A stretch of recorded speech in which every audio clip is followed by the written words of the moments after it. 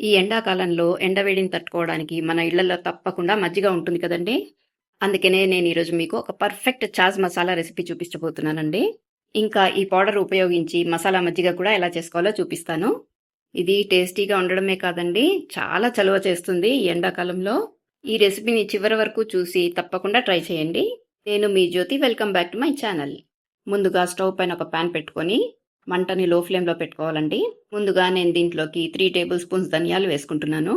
ధనియాలు డైజెషన్కే కాదండి, blood sugar control చేయడానికి కూడా చాలా మంచిది.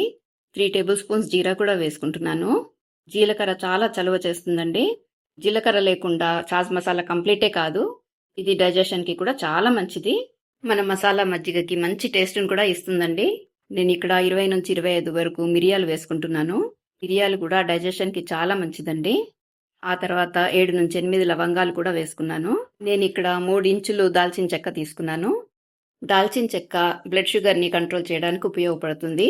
3 టేబుల్ స్పూన్స్ సోంపు కూడా తీసుకున్నాను. సోంపు చలవ చేయడమే కాకుండా డైజెషన్కి కూడా చాలా మంచిది. పైగా ఈ చాస్ మసాలాకి మంచి ఫ్లేవర్ని ఇస్తుందండి.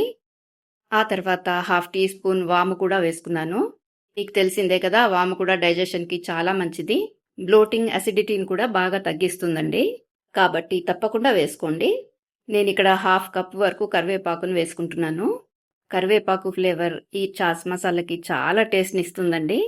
మీరు ఫ్రెష్ కరివేపాకు కూడా వాడుకోవచ్చు. నేనైతే కొద్దిగా డ్రై చేసి వాడుతున్నాను. ఇవన్నీ లో ఫ్లేమ్లో దోరగా మంచి సువాసన వచ్చేంత వరకు వేయించుకోవాలి. ఈ మసాలా పౌడర్ మనం ఒక్కసారి చేసి పెట్టుకుంటే 6 మంత్స్ వరకు స్టోర్ చేసుకొని చక్కగా యూస్ చేసుకోవచ్చండి. ఈ వేసవి కాలంలో వేరే కూల్ డ్రింక్స్ తాగకుండా ఈ మసాలా మజ్జిగ తాగారనుకోండి, హెల్త్కి చాలా మంచిది. ఈ మసాలా దినుసులన్నీ వేగి ఇల్లంతా గుమగుమలాడుతోందండి. ఇవన్నీ వేగేటప్పుడు అస్సలు మాడకుండా చూసుకోండి. ఇవన్నీ దోరగా వేగిపోయినాయి.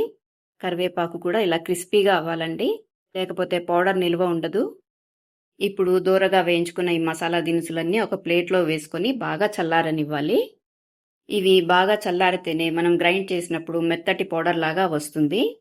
లేకపోతే పౌడర్ బరకగా ఉండి అంత టేస్టీగా ఉండదండి. మసాలా దినుసులన్నీ బాగా చల్లారిపోయాయి. ఇప్పుడు వీటన్నిటిని ఒక మిక్సీ జార్లోకి వేసుకొని దీంట్లోకి 1 టేబుల్ స్పూన్ పుదీనా పౌడర్, 1 టేబుల్ స్పూన్ కొత్తిమీర పౌడర్ వేసుకుంటున్నాను. ఈ 2 పౌడర్స్ మార్కెట్లో అవైలబుల్ ఉన్నాయండి. నేనైతే ఇంట్లోనే తయారు చేసుకున్నాను.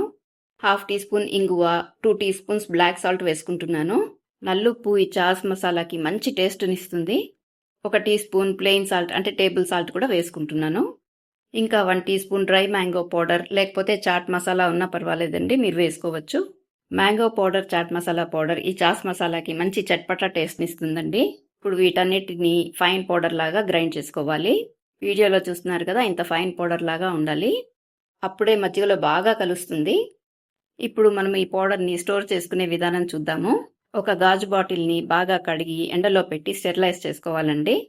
తడి లేకుండా చూసుకోవాలి. ఇలా గాజు బాటిల్లో స్టోర్ చేసుకుంటే కనుక ఈ పౌడరు 6 మంత్స్ ఖచ్చితంగా యూస్ చేసుకోవచ్చు. ఫ్రిడ్జ్లో పెట్టుకుంటే కనుక 1 ఇయర్ వరకు కూడా వాడుకోవచ్చు. ఇప్పుడు మనం తయారు చేసుకున్న చాజ్ మసాలా పౌడర్ని ఉపయోగించి మసాలా మజ్జిగను ఎలా తయారు చేసుకోవాలో చూద్దాం. ఇక్కడ నేను 2 గ్లాసెస్ మజ్జిగ చేస్తున్నానండి. దానికోసం నేను 6 టేబుల్ స్పూన్స్ పెరుగు తీసుకున్నాను, 2 గ్లాసులు వాటర్ తీసుకున్నాను. 2 గ్లాసెస్ మజ్జిగకి 1 టీ స్పూన్ ఈ మసాలా పౌడర్ పడుతుందండి.